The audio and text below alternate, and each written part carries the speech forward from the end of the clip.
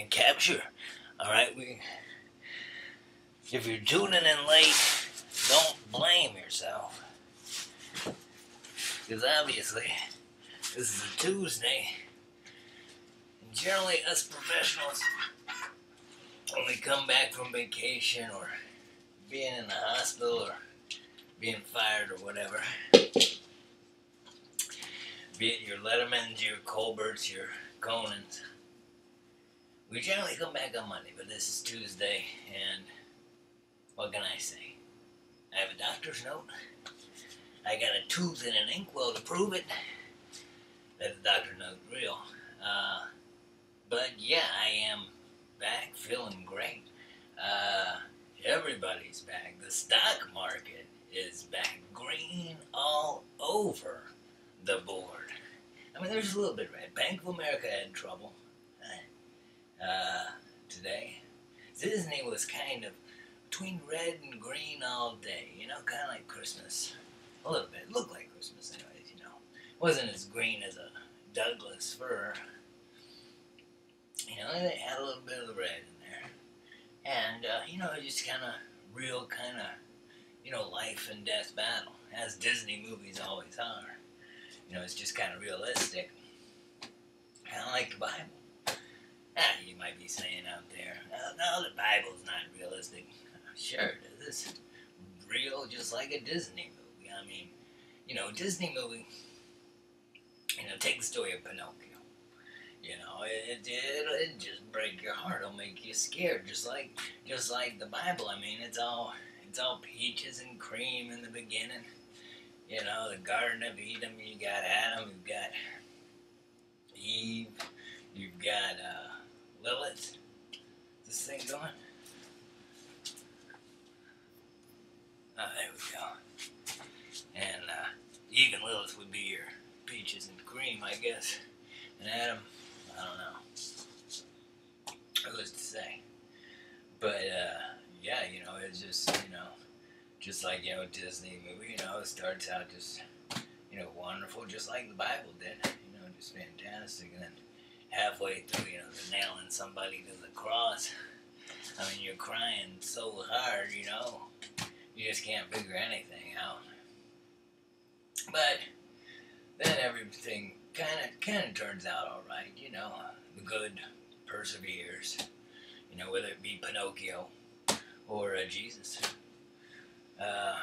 It's good to see Dave Letterman back this week, and I told you, you know, you can't blame Dave for these guys, Al Qaeda, you know, just wanting to kill him. I mean, these guys, you know, they play hardball. I mean, they took over Gaddafi's joint today. You know, they're not gonna have a problem taking over Spider Hole Ranch out in Butte, Montana. You know, Dave's place where he's vacationing. You know, they'll find him anywhere. You know, Salman Rushdie. Oh my God, you know, that's another. Well, the thing you can't blame Dave. You know, for this. I can't. You know, I have to put, you know, a little blame on his writers. Dave, you know, he hires them. You know, they're employees of Worldwide Pants. And, but, you know, it's, you know, it's like, you know, and I can understand the writers, oh, let's see how we can get Dave killed tonight. You know, it's fun and everything, you know, but, you know, come on. The guy's getting old. You know, he's been doing this, you know, for a good bit of the last century and all of this century. Come on, Late Show writers, give Dave a break. Like last night, I did have the energy to see a little clip of his opening monologue. That was it. I didn't see the whole show, but I saw a little clip of his opening monologue, and you know, Dave could tell there wasn't, you know, something right with a few of the jokes. I'm blaming on the writers again. One of the things I noticed was the insurance joke. You know, oh, I'm sorry, you know, coming out here a few minutes late. Kind of like what I did tonight. But, you know, I was backstage with the insurance manager for CBS, and we were going over if I was covered for a jihad. And you know, it got a few laughs. Writers at the Late Show, fatwa is the word. You know, come on, you know, fatwa. That is the word. You know, that would have brought a lot more laughs. I mean, you know, I'm not looking, you know, to be a writer on the Late Show. Here, I got my own show. I'm happy with right here. I got things to do, like fix this bike and other kinds of stuff. I maybe not don't have the time to be a writer on the Late Show. But I don't want to see Dave hurt. You know, be sure might be a little jealous of Dave. You know, he might have had Bob Dylan on his show a few more times than me, but I don't want to see him dead. It's funny, as you know, it would be to have coffee and bagels in the morning or donuts and there we are, and say, hey, how can we get Dave killed tonight? You know, I couldn't do that today. Couldn't do that to Dave, even if he was my boss. But Dave's coming back on tonight, and then in just a few hours from now, yeah, I think 2 hours. 2 hours and 53 minutes. We got till 1 hour and 53 minutes. And, yeah.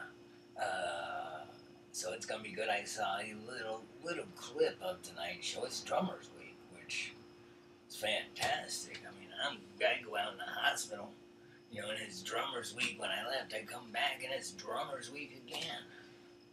Fantastic. Rachel Maddow is on the show tonight. I saw a little clip of her, which was good. I have always been attracted to the young Miss Maddow.